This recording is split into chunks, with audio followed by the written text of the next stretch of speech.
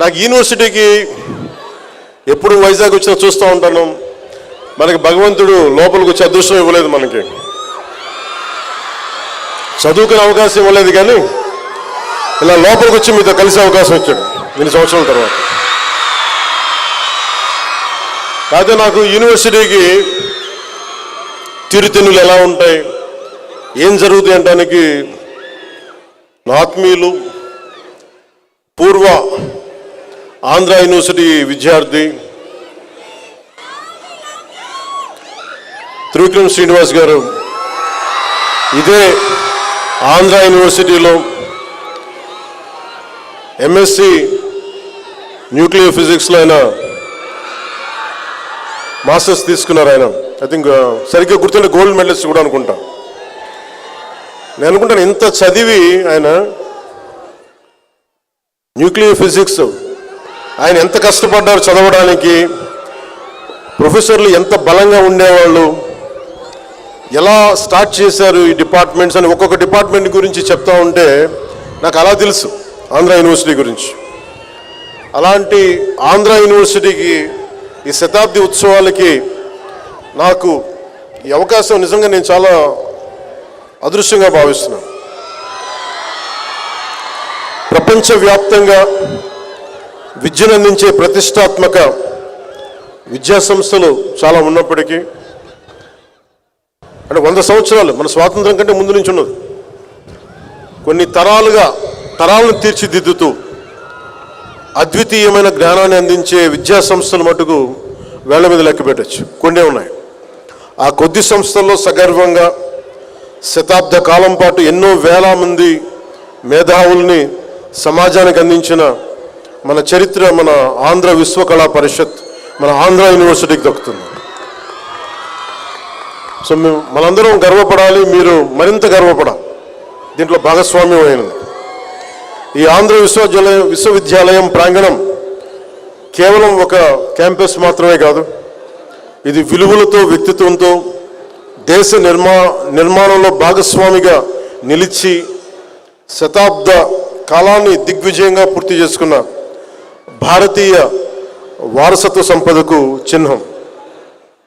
1926లో ఉన్నతమైన విద్యను అందించాలని గొప్ప సంకల్పంతో మేధస్సు, సంస్కృతి, దేశ నిర్మాణం అనే 3 స్తంభాలపై ఆంధ్ర విశ్వవిద్యాలయం ఏర్పడింది. ఇక్కడ విద్యను పూర్తి చేసుకొని బయటికి వెళ్ళిన వారు కేవలం ఉద్యోగాల కోసం కాదు, వివిధ రంగాల్లో సమాజాన్ని ముందుకు నడిపే నాయకులుగా, మేధావులుగా, వ్యవస్థలో మార్పు తీసుకొచ్చే బలమైన శక్తిగా నిలిచారు. అలాంటి భవిష్యత్తుకి మీరు కూడా అడుగులేస్తూ ఉన్నారు. దేశ నిర్మాణం, సమాజ నిర్మాణం, దేశ ప్రగతికి తోడ్పడే మీ ముందు తరాలు ఎలా చేశారో మీరు కూడా దానికి సంసిద్ధం అవుతున్నారు.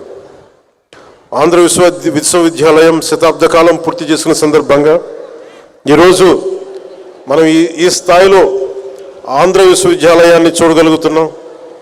ఇంతమంది విద్యార్థులు విద్యను పూర్తి చేసుకున్నారంటే ఈ మహోన్నత స్థాయికి కారణమైన మహనీయులు, ఈ విశ్వవిద్యాలయానికి పునాది వేసిన డాక్టర్ కట్లమంచి రామలింగ సిఆర్ రెడ్డి గారికి, ఈ ఆలోచనకి విలువైన సహకారం అందించిన మాజీ ఉపరాష్ట్రపతి డాక్టర్ సర్వేపల్లి రాధాకృష్ణన్ గారికి, వైజ్ఞానిక రంగంలో రామన్ ఎఫెక్ట్ ద్వారా నోబెల్ పురస్కారాన్ని అందుకున్న సార్ సివి రామన్ గారికి మనస్ఫూర్తిగా నమస్సుమాంజలు తెలుపుతున్నాను.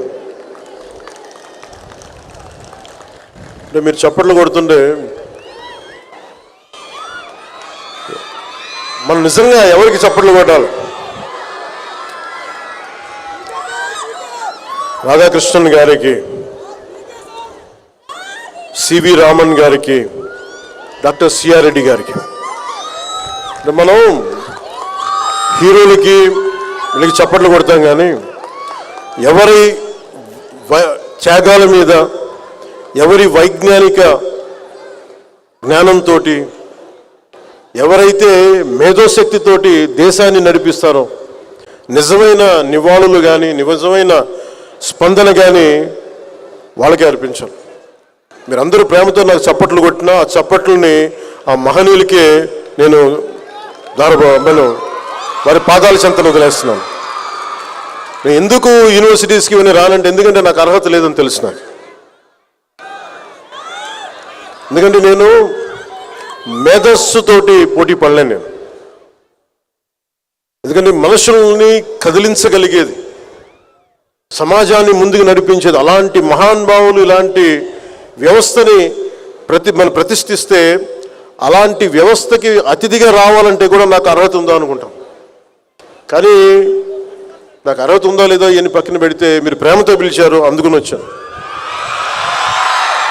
మీరు నిష్పక్షపాతంగా నా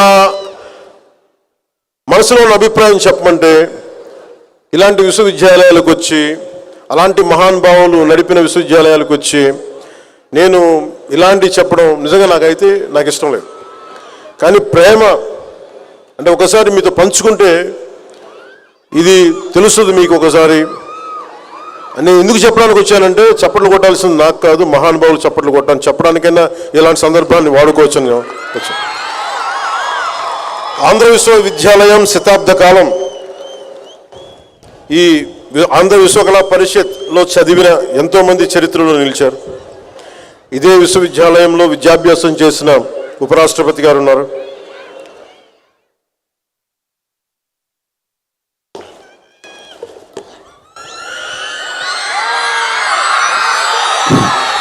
మన జీవితంలో ఎటువైపు వెళ్ళాలి అనే మార్గాన్ని ఎంచుకునే ఆలోచన మనకి చదువుతో యూనివర్సిటీతో మొదలవుతుంది.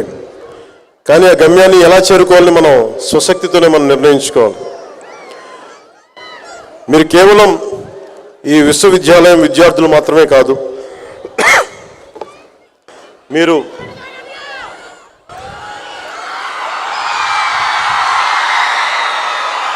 మీ చల్లని మాట చాలు వచ్చే దగ్గు ఆగిపోతుంది. మీరు కేవలం విశ్వవిద్యాలయం విద్యార్థులు మాత్రమే కాదు, మీరు ఈ విశ్వవిద్యాలయం భవిష్యత్తు. మీరు ఇక్కడ గడిపే సంవత్సరాల్లో మీ జీవితంలో ముఖ్యమైన క్షణాలు, మీ ఆలోచనలు తీర్చిదిద్దే అద్భుతమైన క్షణాలు. దేశ భవిష్యత్తుకు మీరే నావికులు. మీ విలువల్ని నిర్మించే క్షణాలు, మీ దిశని నిర్ణయించే క్షణాలు ఇవి. విద్య అంటే పుస్తకాల్లో ఉన్న జ్ఞానం మాత్రమే కాదు, సమస్యల్ని ఎదుర్కోగలిగే ధైర్యం, సరైన నిర్ణయాలు తీసుకునే వివేకం, సమాజానికి ఉపయోగపడే బాధ్యత. South Africa